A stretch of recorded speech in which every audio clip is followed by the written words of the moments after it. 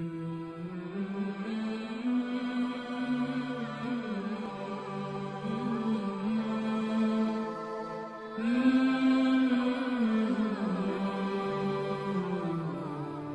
का बाहर निकालना भी नियामत है, और अगर सिर्फ सांसों की नियामतों का शुक्र अदा करने पर बंदा बैठ जाए तो पूरी उम्र उसकी तमाम हो जाए। बाकी नियामतों का क्या है?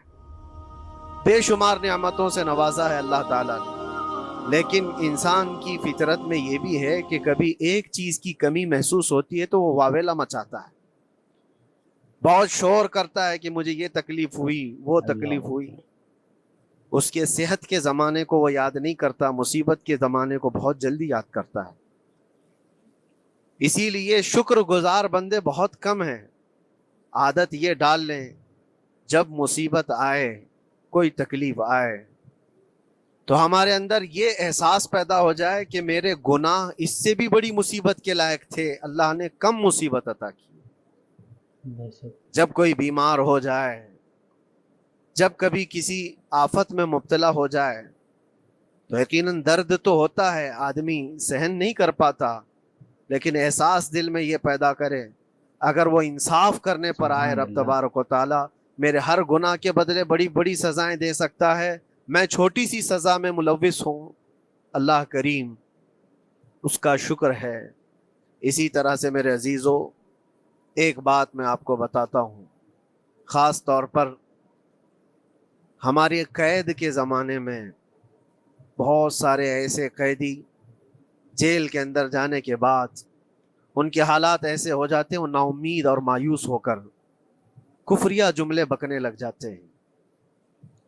उनके हालात ऐसे हो जाते हैं, कोई खुदा नहीं, अगर होता तो हमारी सुनता। बहुत कुछ इबादतें भी करते हैं, नहीं जब कबूल होती है तो मायूस हो जाते। तो ये तो अंदर के हालात हैं, बाहर भी किसी के साथ ऐसा हो सकता है। मैं तो 10 साल से दुआ कर रहा हूँ, औलाद ही नहीं हुई, कोई ये कहता है। शादी हो गई, 10 साल हो गए, बच्चे नहीं हो रहे। कोई ये कहता है कि मेरी बेटी का रिश्ता ही नहीं हो रहा, हर वजीफा कर लिया, हर दुआ कर लिया, फिर यहाँ से नाउम्मीदी, नाशुक्री, ये जुमले इंसान को कहाँ तक पहुँचा देते हैं। एक बात मैं आपको बताऊं, मौला अली करमल्लाहु वजहुल करीम की ये हिकमत भरी बात है। इरशाद फरमाते हैं, जब कभी मुसीबत आए अल्लाह की तरफ से, तो ये इम्तिहान है या सजा है, कैसे पता चले? जाहिर सी बात है, हर कोई ये कहता है ये तो अल्लाह की तरफ से इम्तिहान है, आजमाइश।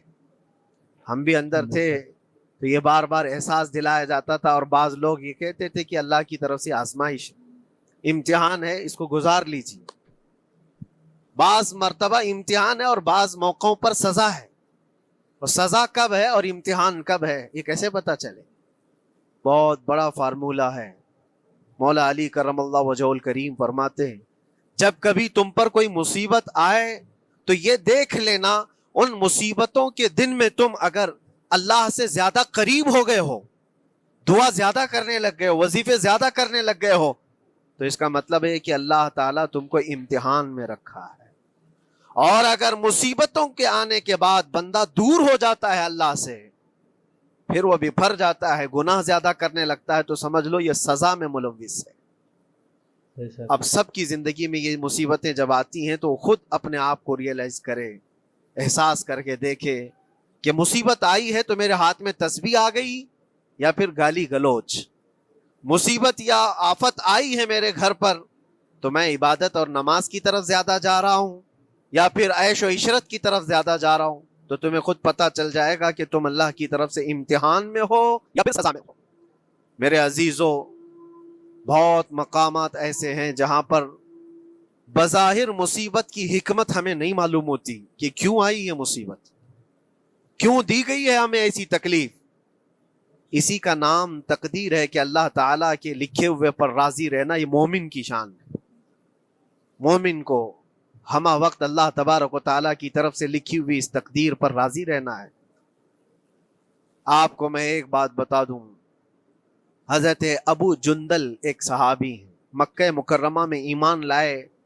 रसूल पाक सल्लल्लाहु ताला अलैहि वसल्लम जब अभी मक्का में थे, उस वक्त गरीब सहाबा को कुफार मक्का, मुशरिकीन मक्का किस तरह से पकड़ कर मारते थे, कैसे कैसी सजाएं दिया करते थे, اسی اسنا میں اللہ کے نبی صلی اللہ علیہ وسلم ہجرت کر کے مدینے تشریف لے گئے، لیکن جو ابو جندل تھے یہ قید میں تھے، قید میں تھے، ان کا باپ خود ان کو قید میں رکھا ہوا تھا، اور ایسی قید کہ زنجیریں بندھی ہوئی رہتی تھی، مسلسل کئی سال گزر گئے۔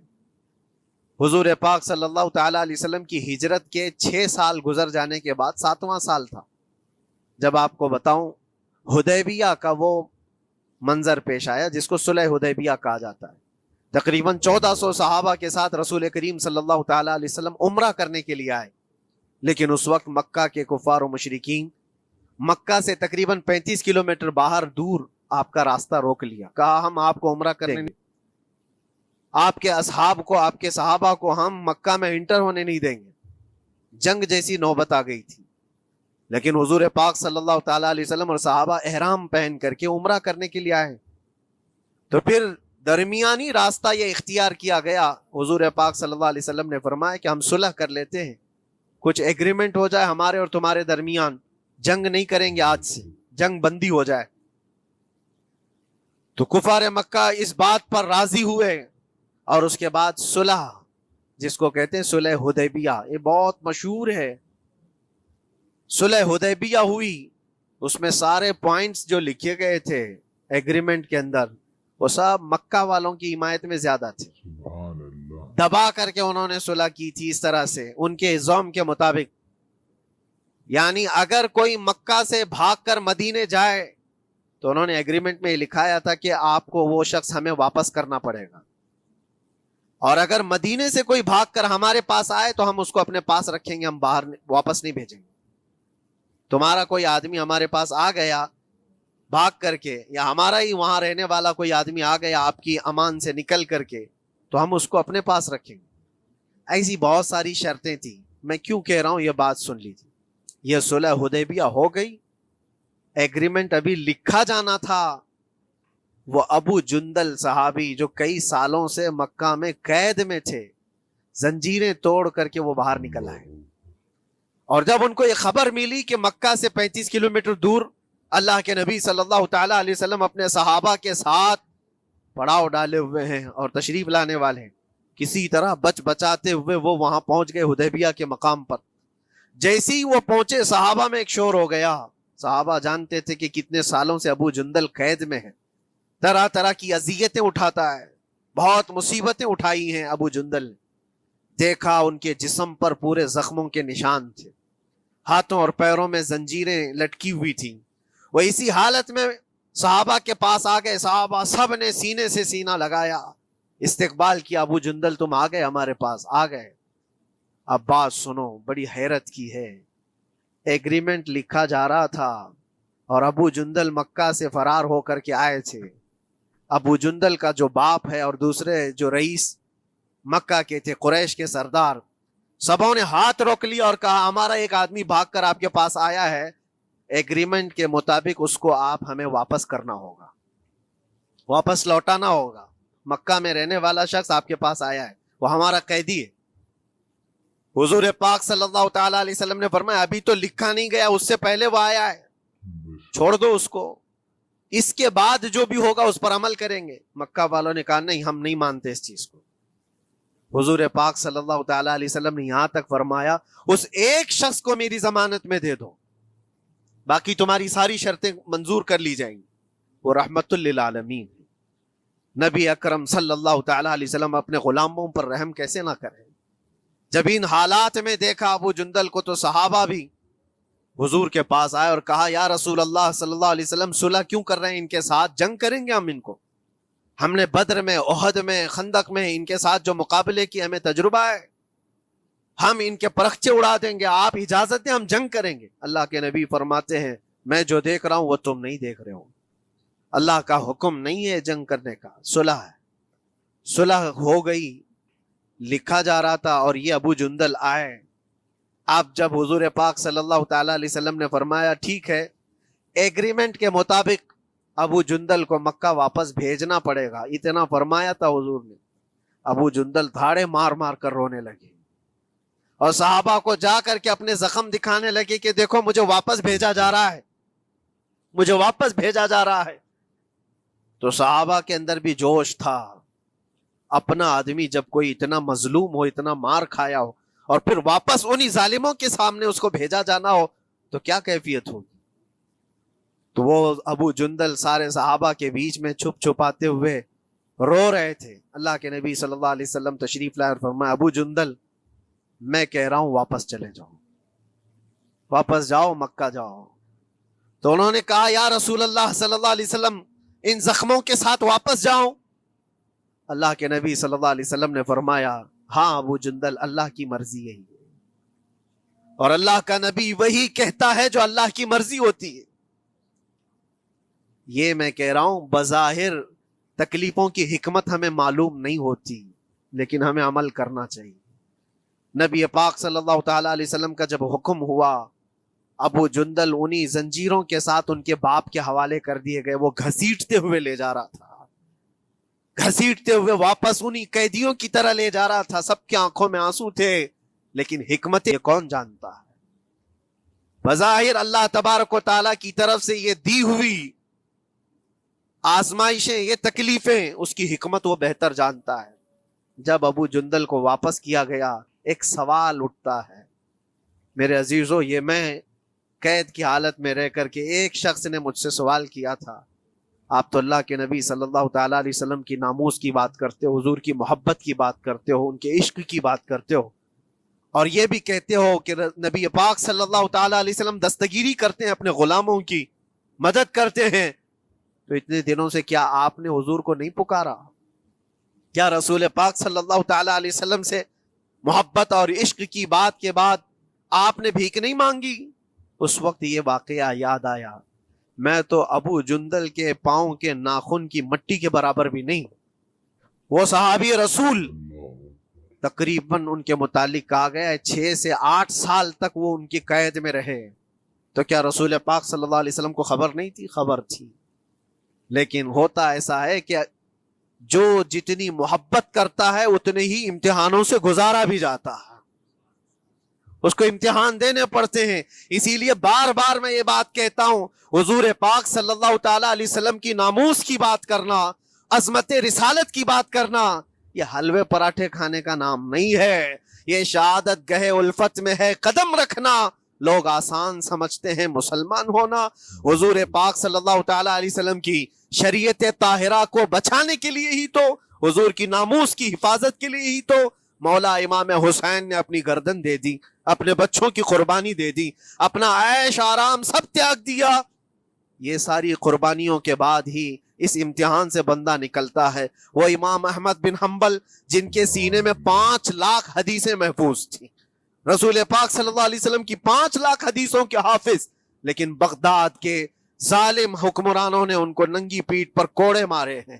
پہلی مرتبہ 100 کوڑے, دوسری مرتبہ پھر 100 کوڑے, تیسری مرتبہ پھر 100 کوڑے. اتنے میں تو آدمی مر جاتا ہے. امام احمد بن حنبل کی پیٹھ جھک گئی تھی.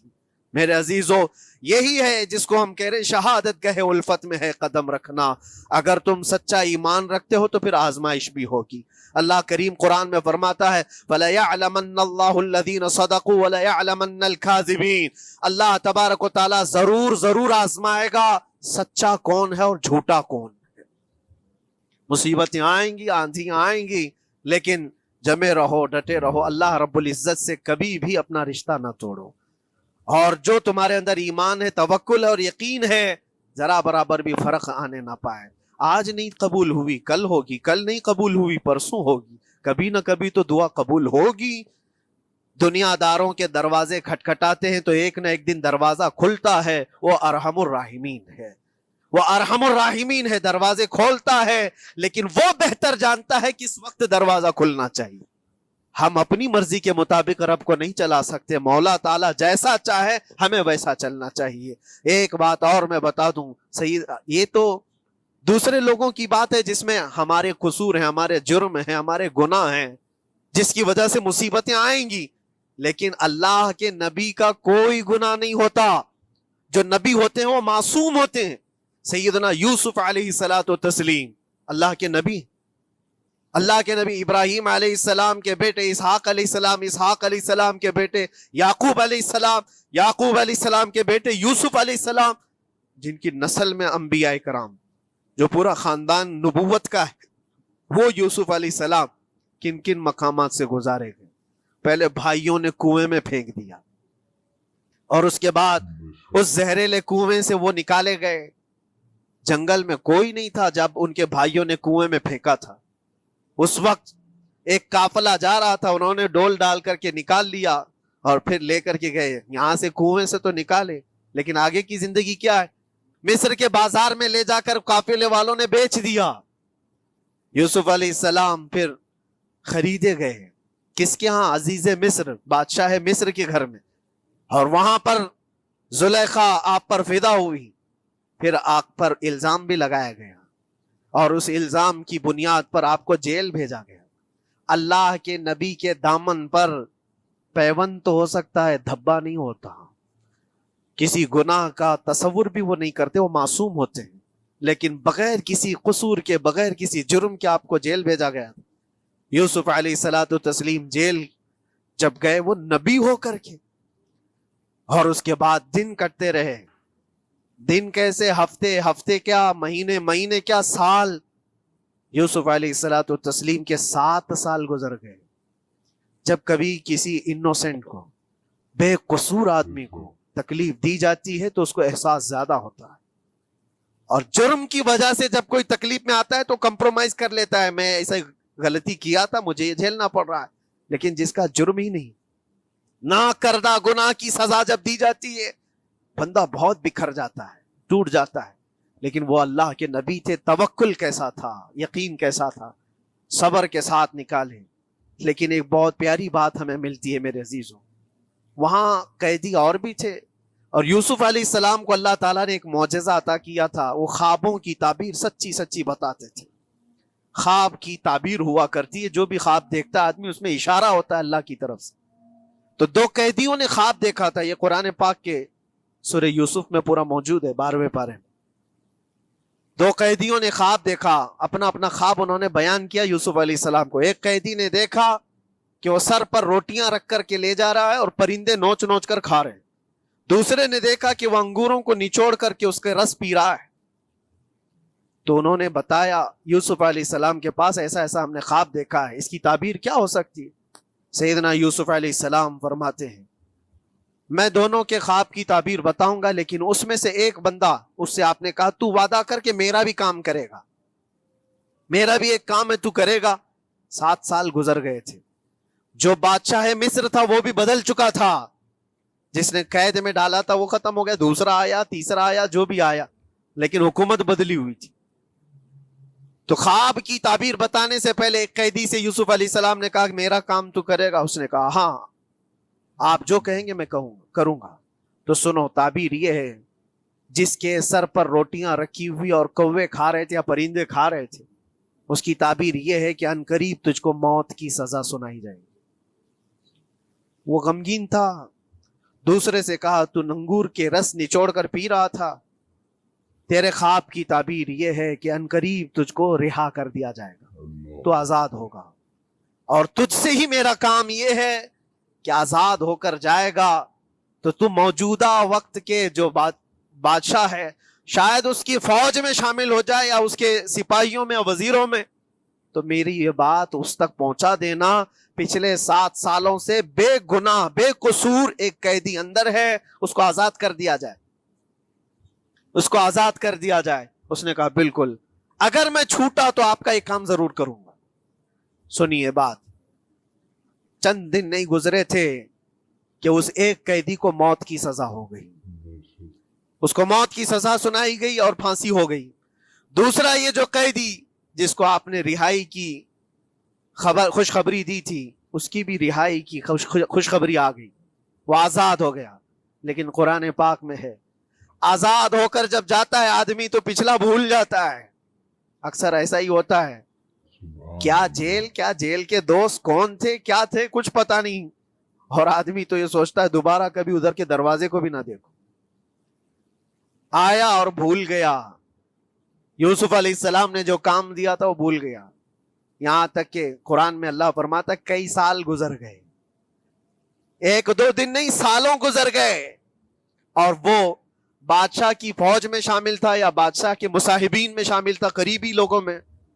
एक जमाने के बाद मुद्दत हुई और उस वक्त सोचिए आप कितना वक्त हजरत यूसुफ अलैहिस्सलाम ने काटा होगा। एक दिन आप बेइख्तियार रो पड़े अल्लाह की बारगाह में। ये मैं आपको बता रहा हूं, कभी कभार इंसानी फितरत का तकाजा है। अल्लाह तबारक व तआला की बारगाह में रो पड़े और कहा, ऐ रब्बल आलमीन, ऐ अरहमर राहिमीन, ये दिन कब खत्म होंगे? ये जिस तरह से मुझे जेल की सलाखों के पीछे बंद किया गया है, इन मुसीबतों से कब आजादी होगी मेरे मौला या अरहमर राहिमीन? जवाब रब ताला की तरफ से आया। ये हमारे और आपकी बात नहीं है, ये अल्लाह के नबी की बात है। अब सुनो, यूसुफ अलैहिस्सलाम को जवाब आया, ऐ यूसुफ, जब तुझे जेल से निकलना ही था, तुझे बाहर जाना ही था, तो दुनिया के बादशाह के पास सामने क्यों रिक्वेस्ट रखा, मेरे सामने रख दिया होता। अल्लाहु अकबर, ये तवक्कुल का आला दर्जा है। इतनी मुसीबतों के बाद भी तुमने उस सिपाही को क्यों अपना कासिद बनाकर बादशाह के सामने भेजा कि मेरी आजादी हो जाए? यूसुफ अलैहिस्सलाम बहुत रोए, सजदे में गिर करके, मौला मुझे माफ कर दे और मेरे हर शय का तू मालिक है। अब मैं जिंदगी भर कैद में रहूं या आजाद रहूं, ये तेरी मर्जी पर है। मेरे अजीजों, फिर यूसुफ अलैहिस्सलाम के साथ क्या हुआ? बादशाह ने खुद एक ख्वाब देखा और वो परेशान था, ख्वाबों की ताबीर कोई बता नहीं रहा था। तब उस कैदी को छूटे हुए को याद आई बात कि जेल में एक आदमी है जो सच्ची सच्ची ताबीर बताता है। फिर उसने बादशाह से कहा, एक कैदी बहुत शरीफ और साले है, वो सच्ची ताबीर बताएगा, आप कहे तो मैं उसको ले आऊं। और उसने मुझे ये कहा भी था कि उसको आजाद करना है, आपके पास रिक्वेस्ट रखनी है कि वो बेकसूर कैद में है। बादशाह ने मालूमात हासिल की और उसके बाद परवाना दे दिया कि उस कैदी को आजाद किया जाए जिसको बेकसूर रखा गया है, और मेरे ख्वाब की ताबीर बताई जाए। यूसुफ अलैहिस्सलातु तस्लीम को लोग आए लेने के लिए। अब यहां मंजर और है मेरे अजीजों। कहा कि बादशाह ने ख्वाब देखा, उसकी ताबीर बताए। आपने ताबीर तो बता दी कि क्या होने वाला है अगले 7 सालों में बादशाह के साथ, ये सारी ताबीर बताई। लेकिन जब आजाद करने की बात आई तो आपने कहा, रहने दो अब मुझे कैद में, मुझे कैद में रहने दो, इसलिए कि आपको ये एहसास होगा कि मैं बादशाह के पास क्यों रखा है इस मुकद्दमे को। लेकिन बाद में बादशाह और उसके मुसाहिबीन और उसके वजीर आपको इसरार करते हुए ले गए और ले जाकर के सीधे वजीर आजम के तख्त पर बिठा, सीधे वजीर आजम के तख्त पर बिठा दिया। फिर रब तबारक व तआला ने फरमाया, ऐ यूसुफ, जब तक हम चाहें तब अंदर रहेगा आदमी, और जब हम चाह लें बाहर तो फिर अपनी मर्जी से कोई अंदर भी नहीं रह सकता। हकीकत है मेरे अजीजों, जब मुसीबतों के खत्म होने का वक्त आए फिर पूरी दुनिया खड़ी होकर के भी तुमको मुसीबत नहीं दे सकती, तकलीफ नहीं दे सकती। और रब तबारक व तआला ने फरमाया, व इन यमसस्कल्लाहु बिदुर्रिन फला काशिफ लह, अगर तुमको अल्लाह की तरफ से कोई मुसीबत आए तो कोई उसको हटाने वाला नहीं है। व इन यमसस्कल्लाहु बिखैरिन फला राद्द लिफज़ली, और अगर अल्लाह तबारक व तआला कोई भलाई किसी बंदे को दे दे तो दुनिया की कोई ताकत उसको रोक भी नहीं सकती। आज अगर रब तबारक व तआला हमको कोई मकाम और मर्तबा दे दे, कोई इज्जत और इनाम दे दे, सारे कुत्ते भौंकते रहे, इस इनाम को कोई रद्द नहीं कर सकता। अल्लाह तबारक व तआला का दिया हुआ फजल उसको कोई काट नहीं सकता, और उसकी दी हुई मुसीबत को कोई दूसरा टाल भी नहीं सकता। तो नाज़रीन, वीडियो अगर अच्छी लगे तो जरूर वीडियो को लाइक करें, और हमारे चैनल पर अगर नए हैं तो जरूर सब्सक्राइब करें। और अल्लाह से दुआ करें कि अल्लाह हमें नेक अमल करने की तौफीक अता फरमाए, हर बला मुसीबतों से, परेशानियों से, आफतों से, बीमारियों से हिफाजत फरमाए, हमें गुनाह से बचने की तौफीक अता फरमाए। नाज़रीन, आपसे दरख्वास्त है कि हमारे चैनल पर अगर नए हैं तो जरूर सब्सक्राइब करें। रोज़ाना इसी तरीके की वीडियो आती रहेंगी जो आपके लिए फ़ायदे हो, हमारे लिए फ़ायदे हो। और नाज़रीन, आपको अगर हमसे रब्ता करने तो इंस्टाग्राम का आईडी आता होगा, फॉलो करें, मैसेज करें, इंशाअल्लाह ज़रूर रिप्लाई दिया जाएगा। और डिस्क्रिप्शन में भी लिंक दिया हुआ है, आप वहाँ से भी जा करके मैसेज कर सकते हैं। तो चलिए नाज़रीन, मिलते हैं अगली वीडियो में, तब तक के लिए अस्सलाम वालेकुम व रहमतुल्लाहि व बरकातुहू। सब्सक्राइब कीजिए हमारे चैनल जिक्र रसूल को और बेल आइकन को प्रेस कीजिए, जिससे आपको हमारे न्यू वीडियो की नोटिफिकेशन मिलती रहे। ویڈیو اچھی لگے تو ہمارے ویڈیو کو لائک کریں اور ہمارے چینل کو سبسکرائب کریں۔